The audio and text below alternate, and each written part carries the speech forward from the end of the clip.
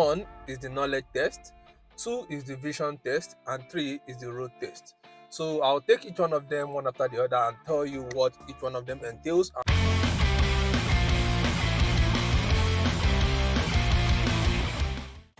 Hello guys, welcome back to our YouTube channel.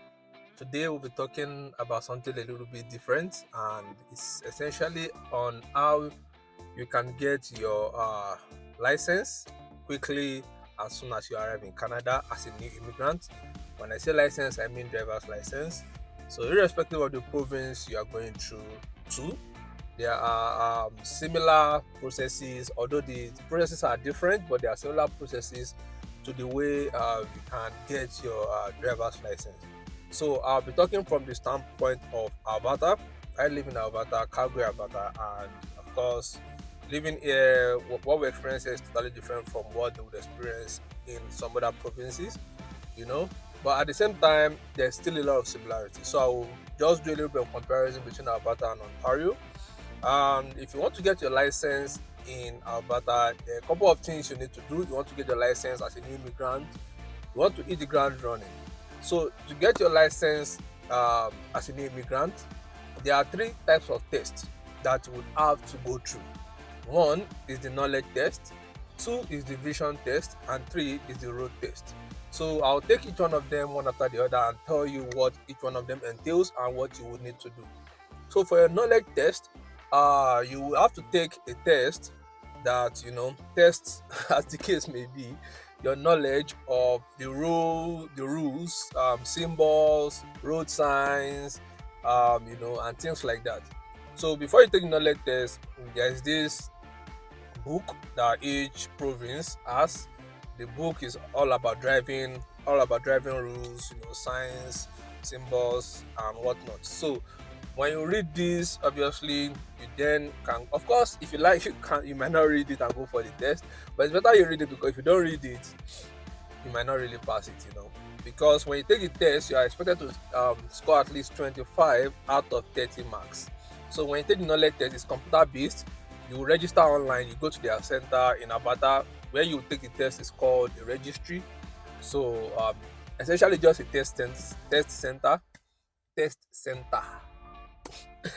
You take the test at the test center or the registry, as the case may be, and what you then do is computer based.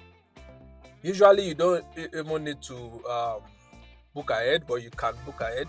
So when you get there, you pay, take the test. If you're able to score 25 out of 30 marks, you are good to go. Once you pass your knowledge test, then you are able to advance to, well, not advance per se, because when you pass the knowledge test, you'll be given a class 7 license. That is in Alberta here.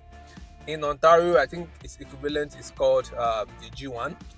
So it's the learner's license. And of course, with the learner's license, there is so little you can do. So the knowledge test, after you pass the knowledge test, you can then go on in that same place, or on that same day, you take your vision test. What the vision test entails is they want to see or test your sight. They want to test your sight to see if you are capable of driving on the road. And I think this is something a lot of African countries should imbibe. I know, that it's been done more recently, but back in the days, people do not take vision tests. For instance, these downfoot drivers, do they take vision tests? I doubt it. Have you ever seen a downfoot driver using glasses? So does it mean all of them, their vision is good? If no downfoot driver uses glasses, something is wrong. All of them, their vision cannot be good, Anyway, back to what I'm saying, you take a vision test. Once you pass your vision test, they will then issue you the class 7 license, which is the learner's license. That's in Alberta and Ontario, they call it, I think, G1. So they'll give you the license that same day. And with your learner's license, it just means that you must have somebody who is a qualified driver and has the highest class of license beside you always when you drive. So you cannot drive alone. And you're expected to use it for about 2 years. But if you are coming from Nigeria and you come with your driver's extract from FRSC, and ensure that you get your driver's extract from FRSC. If you get your driver's extract from FRSC, after your class 7 license has been issued, that's your learner's license, which must be issued to you. You don't need to use it for 2 years before you go to the next level. No. Once they issue you the class 7 license and you are exempt, so they will exempt you. They will look at the originality of the document that you submitted, and once they approve it, you'll be exempted from waiting for 2 years or waiting at all. You go to the highest class of the license in that province.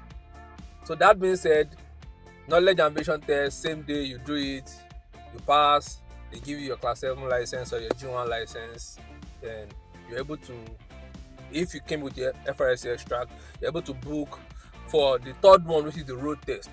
So for the road test just wants to test your obviously practical skills. If you recall, the knowledge test is just theoretical. They will ask you situational questions. They will ask you what some signs and symbols mean. And believe you me, the way we drive in Nigeria is totally different from the way they drive. Of course, it's still the same basis. Move a car and off you go. But I will tell you this: when I took my road test, I took it twice. The first one, I was like, oh boy, I've been driving for 10 years. I've actually been driving since I was like 17. I was like, that was not even 10 years. That was like 15 years, fam. I was like, no, I don't need to take any training. I went for the road test. Oh boy. I will not say what happened. But the guy was just giving me marks. When you take your road test, when they give you marks, it doesn't mean you've done well. No, it's actually the opposite. For every mistake you make, it's either 3 points or 5 points. By the time in Alberta, at least, by the time you score 70 points, you failed. You get. So it's like a demerit, 3 points, 5 points, and there are some that you would do as automatic failure. So for instance, if they ask you to do a parallel park and you climb on the curb, automatic failure. If you don't give right of way to a pedestrian that's about to cross and the pedestrian has the right of way, automatic failure. If you are at a stop sign, traffic light, and there's somebody behind you that you are delaying, you are supposed to go but you didn't go, and the person had to use their horn, automatic failure. The way we use our horn anyhow, we use it to greet people. Hey, chairman, how far now? Hey, brother. Hey, gala seller, all those things that we used to use our horn to do. You will barely. The only time I heard someone use a horn actually in this country was when I was taking my road test and when I caused obstruction of traffic because I didn't realize that I actually had the right of way and the guy used the horn behind me, and that was automatic failure. But that's what I was saying. For you to take the road test, it is advisable that you go for training. You don't need to go for the full-blown, training that takes maybe 2 months. No. When I wanted to take my second test, what I just did was I just went for a 2-day training, 2 hours for the first day, 1 hour on the second day, and that was it. And so when you take your road test, you would have the instructor beside you. Obviously, you have the instructor beside you. The instructor will look at what you are doing. You must come with a very good car. If you don't have a good car where everything is functional, then you can rent their own car.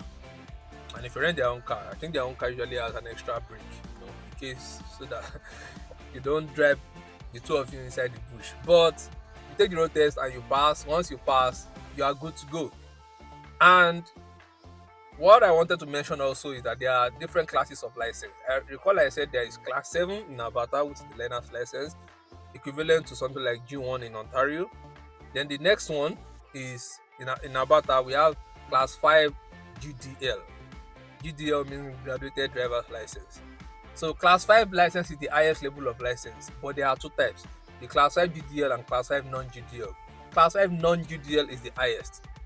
So class 5 GDL is equivalent to G2 in Alberta, and class 5 non-GDL, which is the highest in Alberta, is equivalent to class G, full class G in Ontario.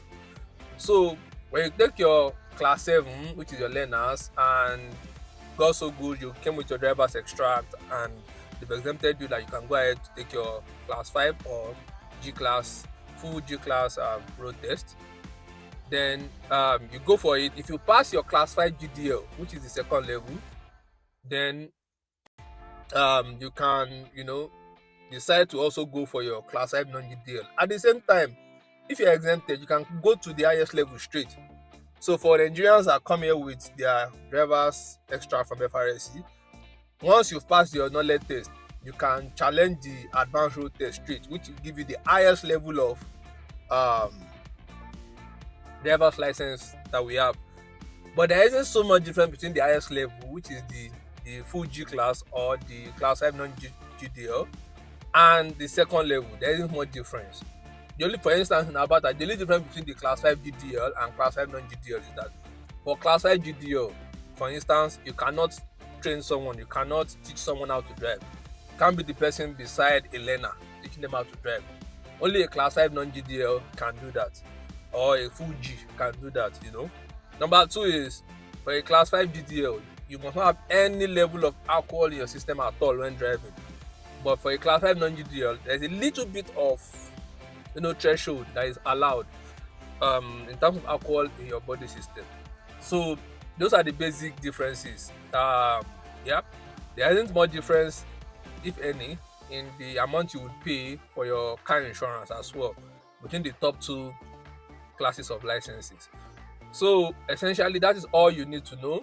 That is how the process goes, from knowledge test to vision test to road test. Road test, two types: basic road test. Basic road test will lead to class 5 GDL or G2 license. Then advanced road test. Advanced road test will lead to class 5 non-GDL or full G license, depending on the province we're talking about. So that's all, guys. That's all you need to know. And you can actually, by the way, use your Nigerian license, at least in Alberta, and a number of provinces also do this. You can use your Nigerian license for 3 months after you arrive. So if you are somebody that immediately you arrive, you want to start driving, maybe you want to buy a car or you want whatever, you can use your Nigerian license for 3 months. After 3 months, you will have to stop using it and you have to go for the Canadian driver's license. So let me know what you think. And lest I forget, if you come to a place like Alberta and you come with your Nigerian license, you would have to submit it. You cannot have two different driver's license. So if you come with your original, make sure you photocopy it, because when you submit the original, they will not give it back to you. The same thing for your FRSC extract. When you submit the original, they will not give it back to you. It must be original. They only take original. So you must submit your original driver license, you must submit your original FRSC extract. Keep a copy with you because you will need it for some other things which I will talk about in another video. So keep the photocopy, submit the original, it will not be given back to you, at least in Alberta. In Ontario, I guess it will be given back to you. When Alberta, it won't be given back to you. So these are the things you will submit and which will make them exempt you from going through all the process of having a full license, which will take about 5-6 years, and that is the way it works. So thank you guys for listening. Thank you for watching. If you have any questions, please do well to drop it in the comment section and I will be there to answer your questions. So see you in the next video. Don't forget to like, to subscribe and to share. Okay, bye.